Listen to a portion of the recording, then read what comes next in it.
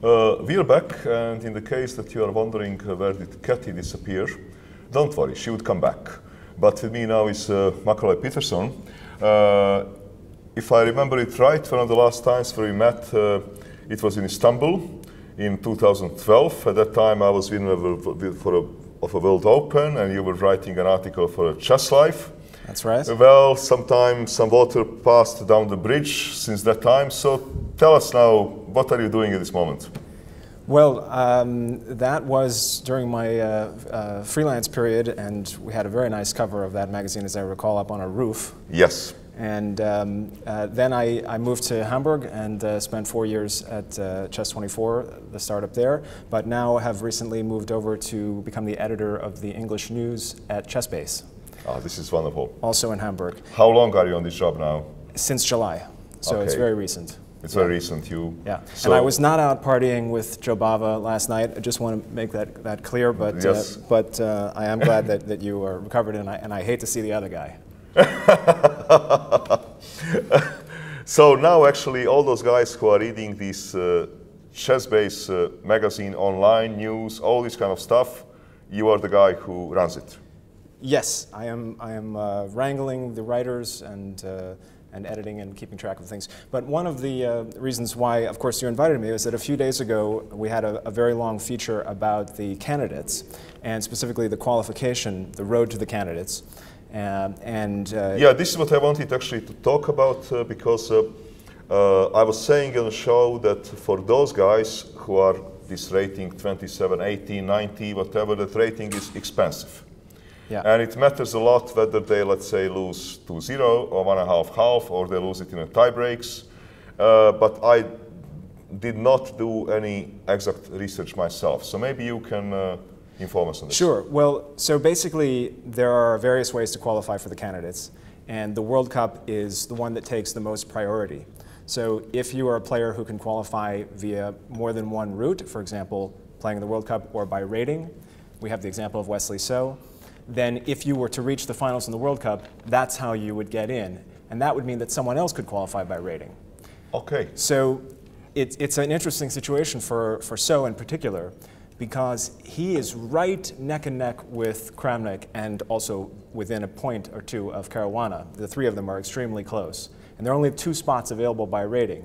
Obviously, Kramnik and Caruana are already out, so they are relying on this rating qualification spot as their chance. So they are hoping actually that Wesley will come to final. They are, absolutely. They are home and they are rooting for Wesley. They say, go, go, go. Yeah, but oddly enough, they're also hoping that he's losing points in the classical games, because if he makes these draws, for example, he loses a little bit of points, and that can be enough to change his average rating over the course of the year, because there are a few months left. And potentially make the difference. What is the final rating list that would count for the candidates? It's through the end of December, so there's still October, November, December, and is Caruana playing Isle of Man? Well, this is also funny because Isle of Man starts this week. Yes. And they're all registered to play. So if So is even progressing, Kramnik? even Kramnik, and So if So is progressing, he would have to withdraw from Isle of Man, but Kramnik and Caruana presumably will still play.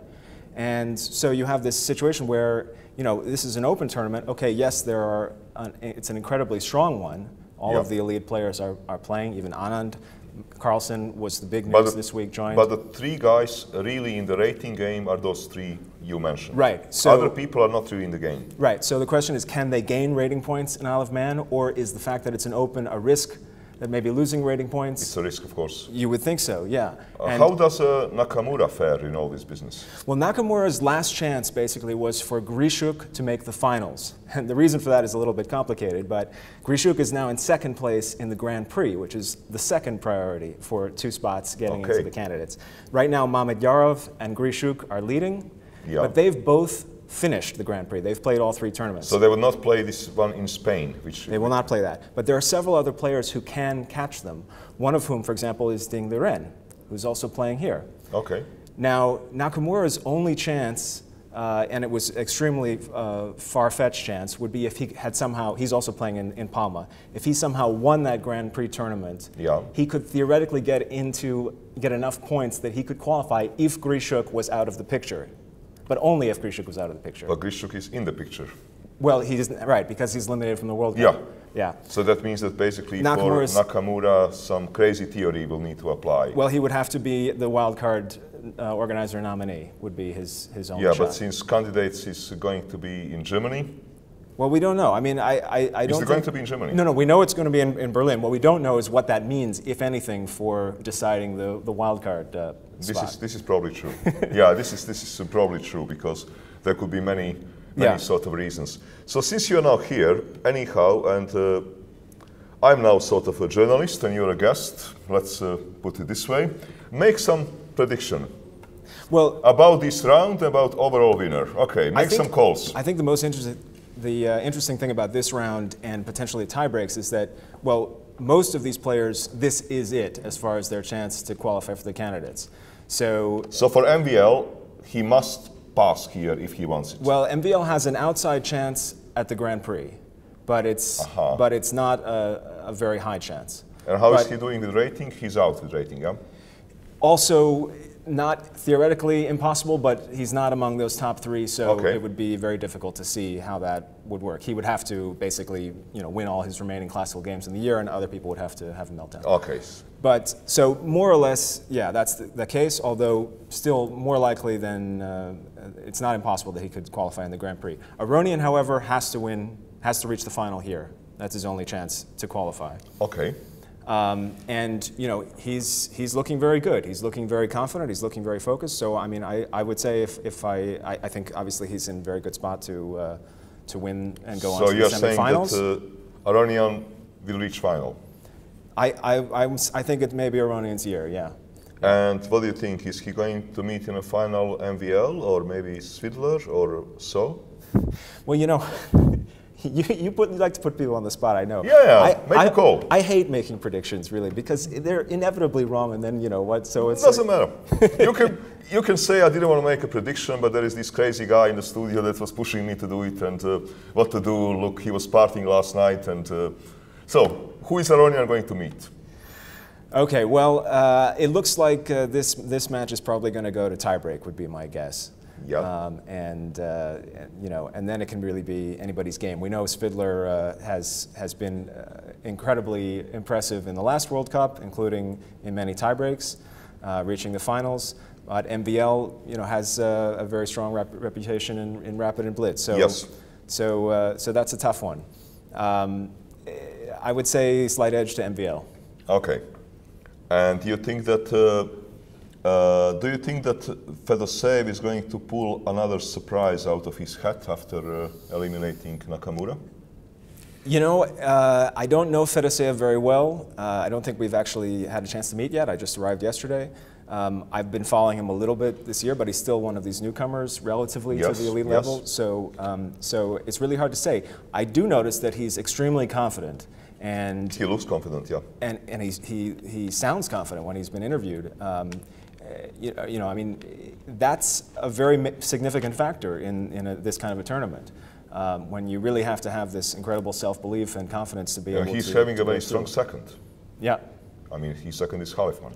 Well, I mean, speaking of strong seconds, Ding Liren's got basically the entire Chinese team is still here. Yes, I saw them, they're still there. Yeah, yes, this is completely correct. That's got to be the strongest team of seconds here, at least here in Tbilisi. Of course, we don't know who everyone has on their Skype Rolodex. Can you say Skype Rolodex? That's a bit of an anachronism. But yes, this is, I think, kind of, you may call it this way. Yeah.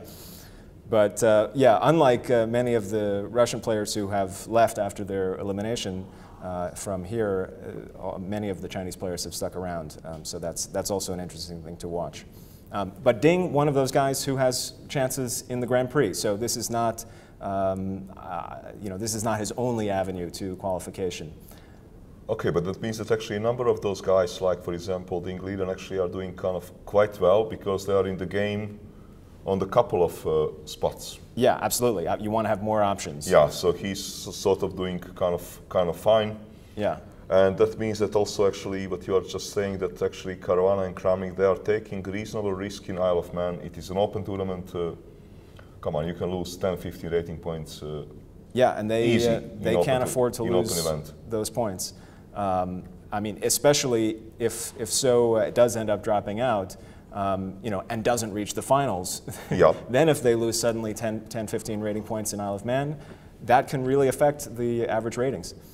There is an interesting thing that is still an open question, which I'm trying to pin down actually, and I hope to hear from someone from FIDE and the candidates organizers about, because Isle of Man ends on October 1st.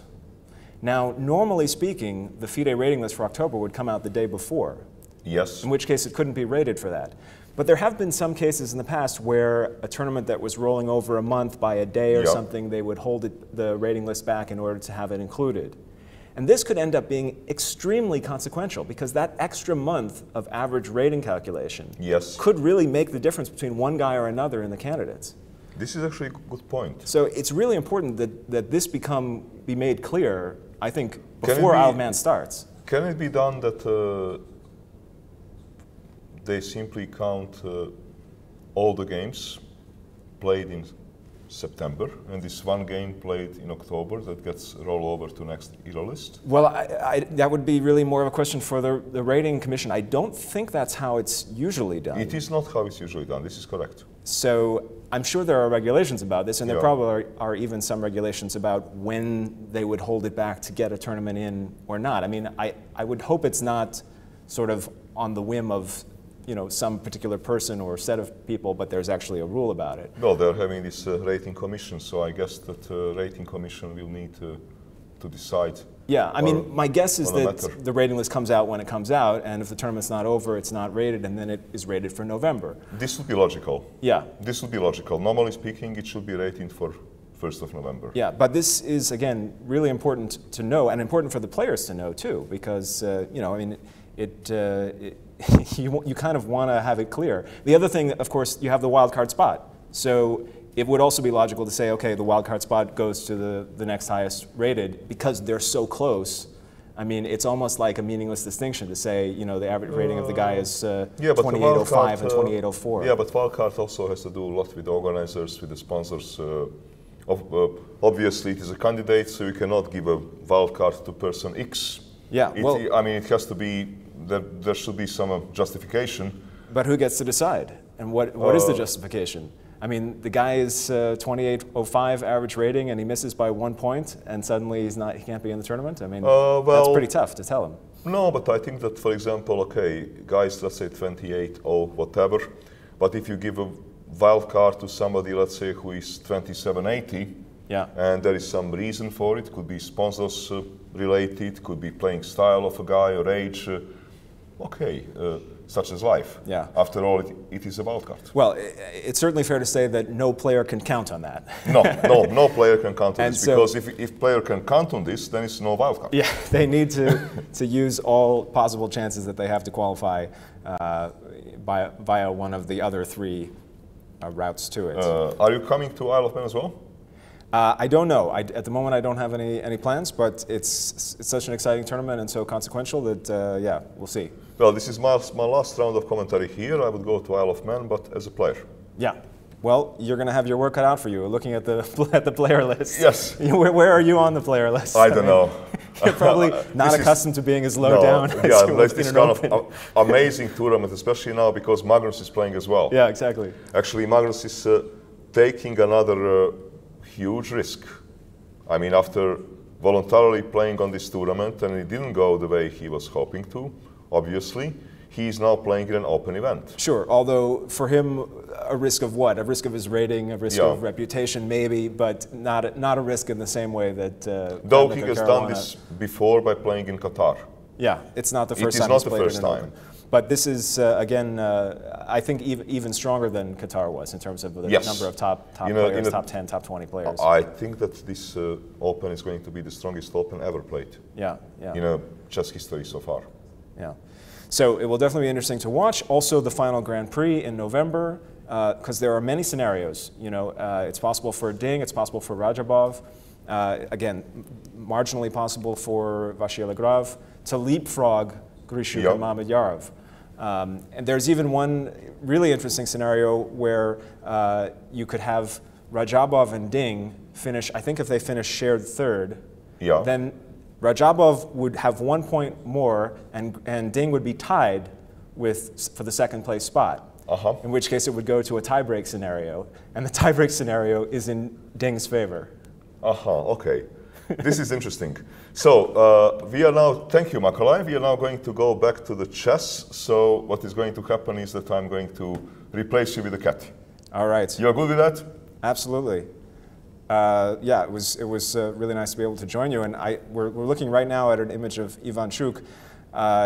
Let me ask you, just because you've probably been watching Ivan Sokolov even longer than I have, what do you think about his frame of mind here from some of these close-ups that we've been looking at? Because to me, at the start of the round, I thought he was looking a little bit down.